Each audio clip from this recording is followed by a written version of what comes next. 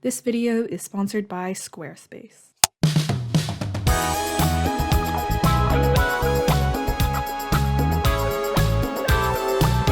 Hey guys, in today's video I'm going to be reviewing 7 different trends that are quite popular in the Studygram/studytube communities and letting you know whether I think they are overrated or adequately rated in the amount of hype they are receiving. If you are interested in one product in particular, be sure to check out the description for some timestamps. Without further ado, let's get started.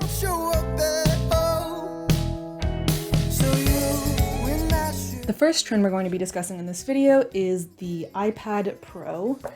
Now, there's no doubt that this very expensive tablet is a useful tool for browsing the web, taking notes, and doing digital art. But I'm going to be doing this sort of rating review based on what the expectations have been set by the hype surrounding this in the Studygram community. And I would definitely say that with a combination of a good stylus, such as the Apple Pencil, and a screen protector like the Paper-like screen protector, it offers a very pleasant writing experience. If you're not really into writing experience and all that fun stuff, I think this would be a fantastic substitute for pretty much all of your notebook and textbook annotation tools.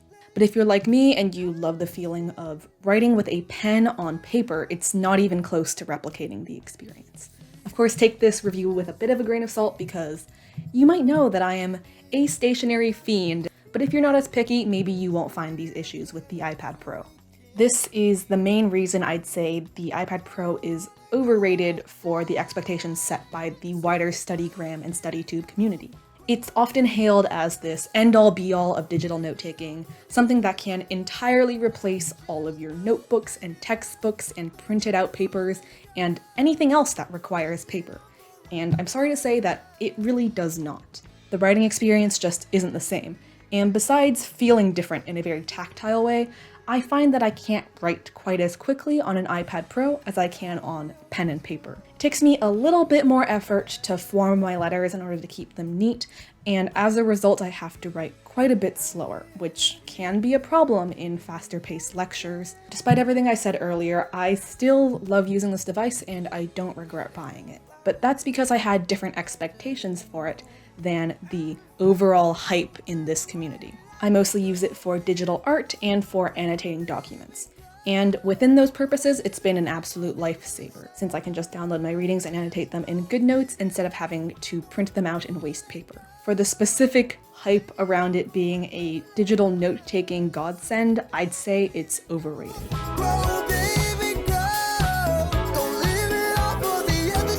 The next item that has been making its rounds on Studygram is mini printers like this one.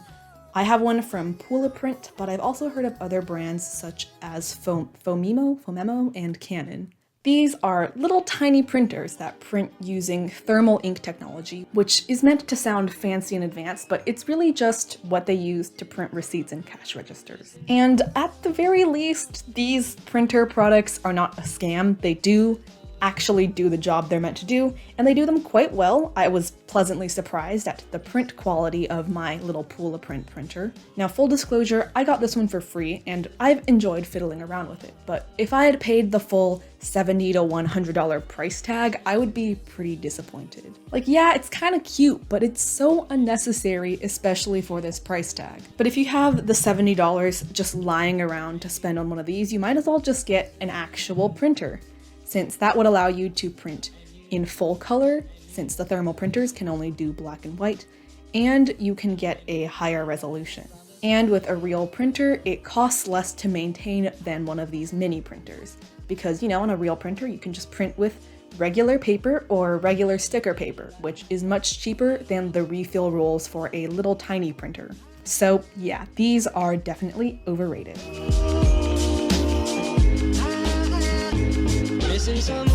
Now let's move on to some stationery, and we're going to start off with the Zebra mildliners. From a purely quality standpoint, yeah, these are kind of overrated. Like, they're decent highlighters, they're pretty good. They're in a good middle ground between being too dry but having low bleed through, or being nice and liquidy but having a lot of bleed through.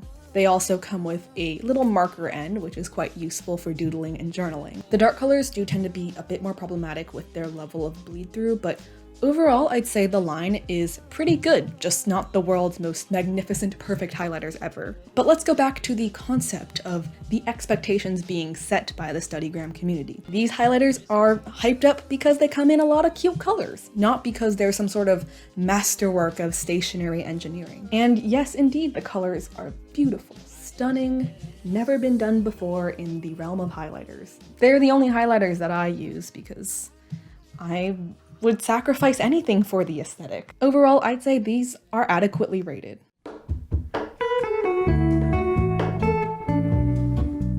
On a related note, the next product we'll be discussing is the Zebra Mildliner brush pen. These are only popular because they are riding on the coattails of their fabulous older sibling, the mildliner highlighters. Let's be real here. They could never pull this off on their own because they are just not that good and not that unique. As I mentioned earlier, I love the mildliner color range and they're definitely an innovation in the pastel highlighter realm, but pastels have been done over and over again in the brush pen range. So they're not really unique in that aspect, and then we move on to their quality, which is not great. In my opinion, the tips are too stiff and too dry, which I guess you could argue is okay for beginners, since something that is stiffer and drier tends to be a little bit easier to control. But I still wouldn't recommend these for beginners because they fray way too easily. Not to flex, but I've been doing calligraphy for 5 years, so I know what I'm doing. I know how to avoid fraying brush pens.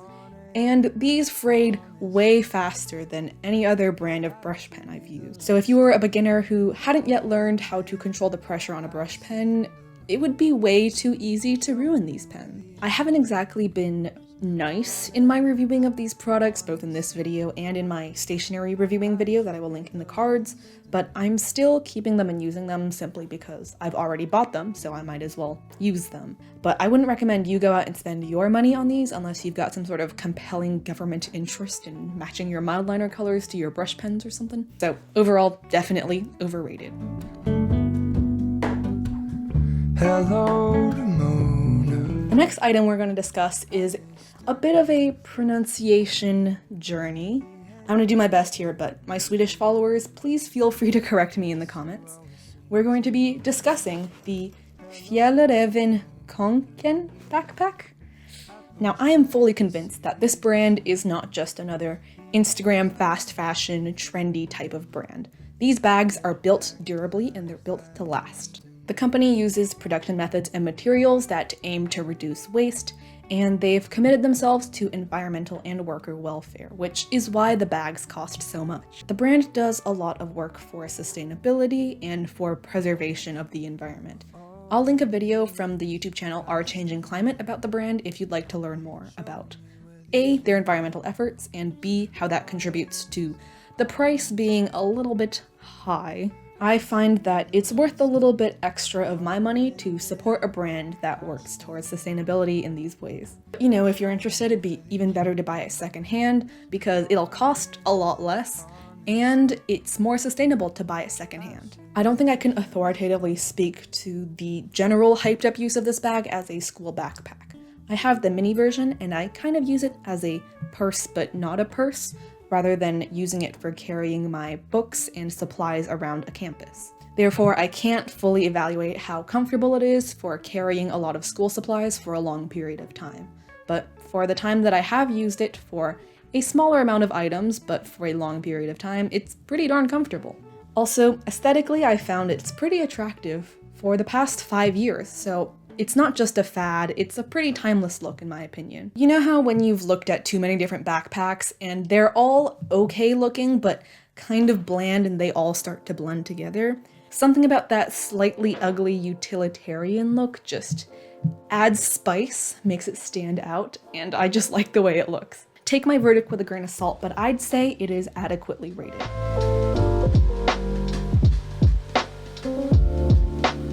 Next up is the full line of Kokuyo campus products, which includes their loose leaf paper, notebooks, and binders. I'll just come right out and say it. I have been standing this product line since day one, and anyone who wants to come for it, you're about to catch these hands. I'm too non-confrontational, but I really like these products. I too was kind of reluctant because they're kind of expensive, but once I tried out the paper at my internship at JetPens, there was no going back. The Kokuyo campus loose leaf paper in the Sara Sara line is the smoothest loose leaf paper I have ever had the pleasure of laying my hands onto. Not only is it smooth and nice, which prevents it from damaging the brush pens and markers that I use, it's also surprisingly resistant to bleed through without being super thick. I've never had any product bleed through to the other side except a Sharpie, and there's no real issues with show through on the other side either, even with my darker colored mildliners. Besides the A+ paper quality, another huge selling point, in my opinion, is the dotted line rule, which is basically a combination of dot grid with ruled lines running through it.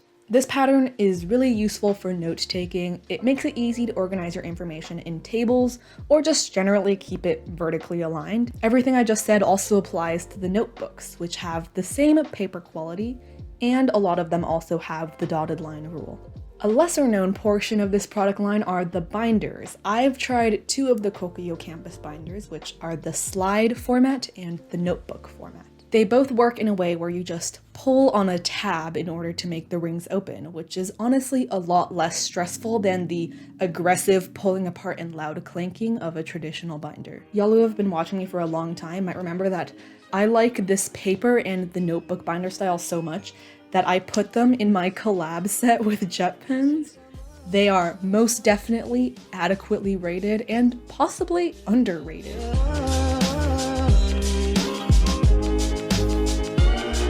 Last but not least, let us discuss the Muji gel pens, the ones that are like a clear plastic cylinder. I don't actually own any of these pens anymore, so I'll just put a picture on screen.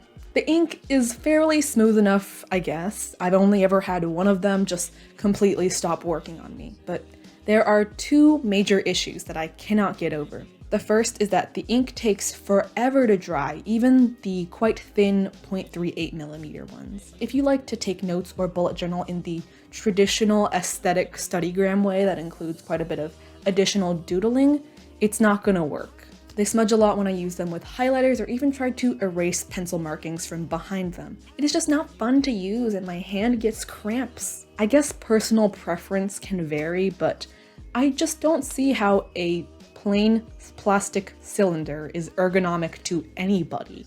And the ink refill is a weird length and size, so I can't even swap it into a more comfortable pen body. For the kind of high price tag of $1.50, you can most definitely get pens that are just as smooth and pleasant to write with, but without these two glaring flaws. Overall, I would say these are overrated. I hope you enjoyed this video of my hot takes on these popular products. Please be civil in the comments and remember that these are just products. I am not attacking you if you have a different opinion from me on these products. I don't think you're wrong or misinformed if you have a different opinion from me on these. They're just that, opinions.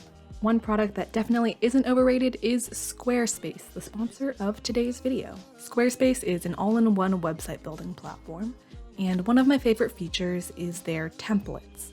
They have so many different beautifully designed options for pretty much anything you'd want to make a website for, from a photography or art portfolio to an online store, or events, weddings, musicians and bands, restaurants, or CV resume websites.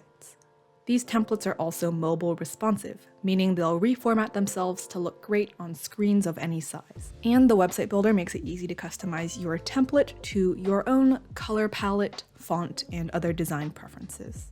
If you'd like to get started using Squarespace, visit squarespace.com/studyquill for 10% off your first website or domain. Anyways, I hope you enjoyed this video, and if you'd like to see more, I upload a new video every week. I also post photos of my notes and bullet journal on my Instagram, which is @studyquill. See you next time!